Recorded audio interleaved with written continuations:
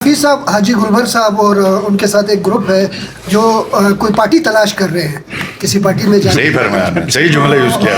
آپ نے کوئی دعوت نہیں دی ان کو؟ دیکھیں، ہم نے کوشش کی تھی کہ جب یہ ان کے ساتھ گورنمنٹ میں گئے، ہم نے سمجھا کہ یار یہ دیامر ڈسٹرکٹ کے لیے مل جل کے جی بی کے لیے کچھ کام کر سکے. ان کے عزائم کچھ اور نظر آئے اور ہمیں 2 سال پہلے ہی پتہ چل گیا.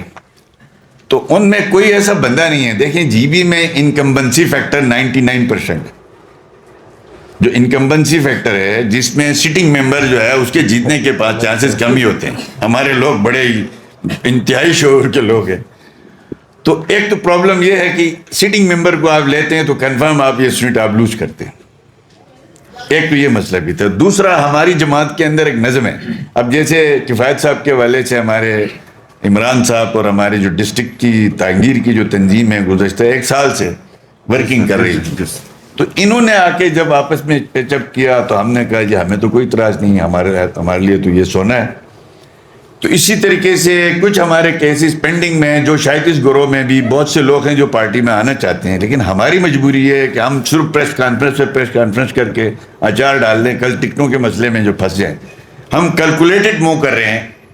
ہمارے پاس جہاں جہاں ضرورت ہے وہاں پہ ان لوگوں سے بات چیت چل رہی ہے. بہت سے، چونکہ یہ گزشتہ اس ناخوشگوار واقعے کی وجہ سے بہت سی پولیٹیکل ایکٹیویٹیز ہماری رکی ہوئی ہیں. گیزر میں ہیں، بلتستان میں ہیں، چلاس میں بھی ہیں، اور آپ کے استور میں ہیں، آپ کے گھانچے میں ہیں، داریل میں ہیں.